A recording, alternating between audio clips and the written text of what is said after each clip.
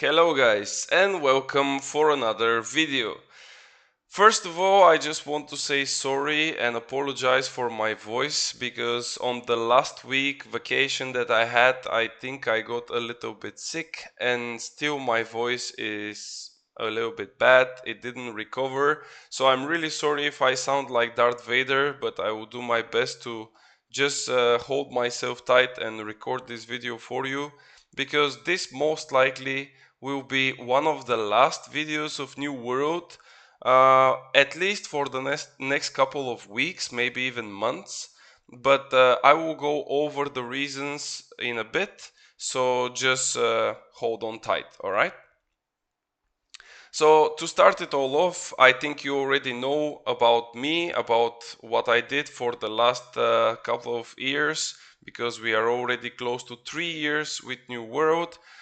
You all know me from the game, of course. Maybe you are also part of my community Discord and so on. I already have more than 7,000 hours in New World, and I think I've experienced literally everything in terms of the game, as content, as different problems of the game, different bugs, glitches, exploits, all kinds of things. I started New World way back in the time when it was still in beta. I played it a little bit during the beta, and then on the release, I picked it up basically from day one. And up until now, I think a break of 2 weeks in total for the whole period. Of course, like I'm not counting vacations and stuff, but like an actual break that I didn't even bother about the game. So first of all, I'm making this video to address why we should be a little bit more harsh towards AGS developers and the studio in general. And the second is just to express my frustration because this is a game that I still love and really like, but unfortunately is just in the hands of really incompetent people that already proved to everyone that they are just not capable of maintaining or creating the future path of the game. So the first thing that I wanted to talk about is of course the AGS and their expression towards the community, towards the players, because in every video that they post, it's more and more clear that they literally don't have a clue what has to happen with the game and why it is important. In the latest videos, we've seen some lores and different reasonings about different decisions that they already take. And it's really questionable why they are doing those things. But the interesting part is that even if you raise your questions through Reddit or YouTube videos, comment sections and stuff, they would basically never answer. And the reason for that, of course, is quite simple to answer because they just don't want to answer the hard questions. Same as the question why we are still not getting anything related to wars. They can just ignore that question forever, and they are actually doing it for quite a long time. Other questions such as when we're gonna have new OPR maps or new game modes basically for PvP are still not answered, or vaguely pointing out that they are working on something, but it's coming in the future. Like, we don't have a date, but it's coming in the future. Well, technically everything is in the future. I might become a millionaire or a billionaire, but it is in the future. Of course it's in the future, it's not in the past. So those kind of answers are quite literally useless, and it's not only that they don't give light to the question and to provide the proper answer, they just put more fuel to the fire. Like, they literally make people even more angrier with such vague answers. So of course everyone is aware how the numbers went up and down for New World. As you all know, we started at close to maybe even more than a million on the launch day, and then dropped down significantly, really drastically. And then on Brimstone update, we gained back a lot of people. And this was due to the reason that people wanted to see if the game evolved, if this perfect combat, we'll finally have a game to suit it, and is it still playable? But unfortunately, the reasons for the people's exit from New World was kind of the same. The same old, same old. Basically, you just go open elite chests all day, queue up for OPR, and that's about it. Like, you don't have anything else to do. Maybe if you are a war player, you can have a war or two in the evening, but that's just all. Like, there is literally nothing else. And then people started quitting again. So now, lately, we had the Elysium Wilds update, which was also a paid update. And we can kind of agree that for the mounts and for the artifacts, let's say that it was worth it. But yeah, again, we had like so many people coming back, even buying this expansion, just so they can see if the game is finally fixed, because we are already 2 years into New World, just to see that we are still playing the same thing. We are doing elite chest runs during the morning and the daytime, then you go for some OPR games, and if you are a war player, you are playing a war in the evening.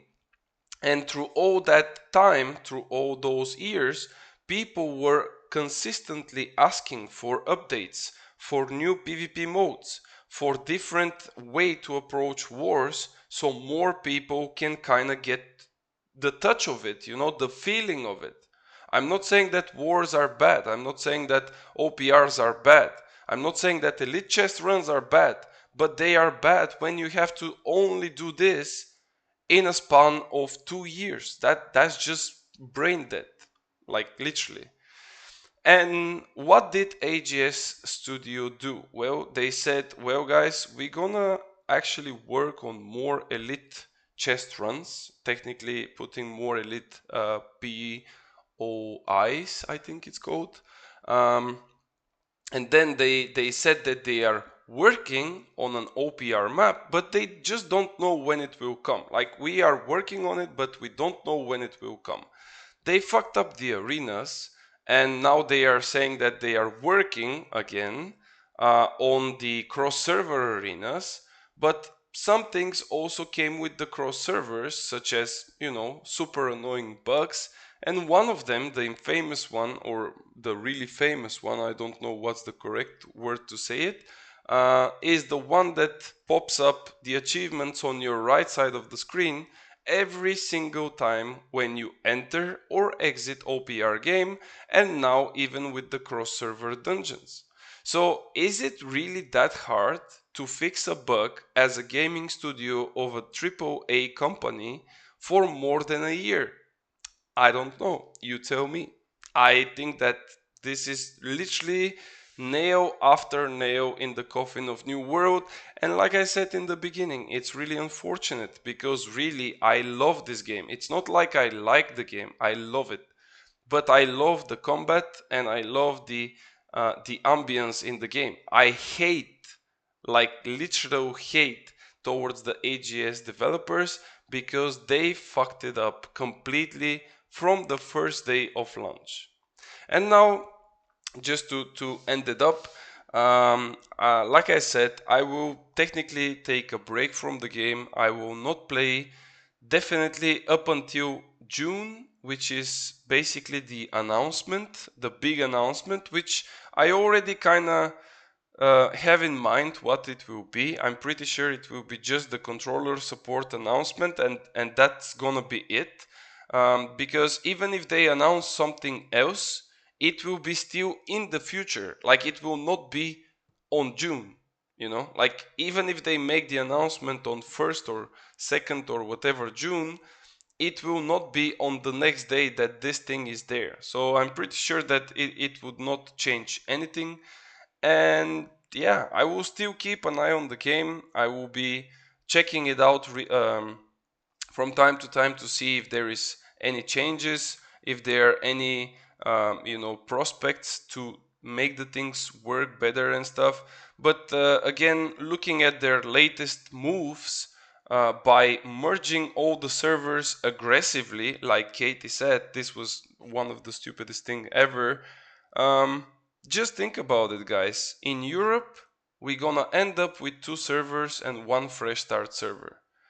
Those two servers, the legacy ones, will have, let's say in best case scenario, 4 to 5 PvP companies that are participating in wars. This means that those 5 companies, in the best case scenario, like I said, I think that they would not be more than 4, but let's just say 5, they will have alt accounts on the other legacy server. And those 250 people will technically play wars up until forever. And this limits even further and even more the smaller companies and the smaller PvP communities. It's just insane to me how they can make such a dumb move. Instead of merging, you just had to put cross server arenas and just to not nerf that much the experience gained from arenas.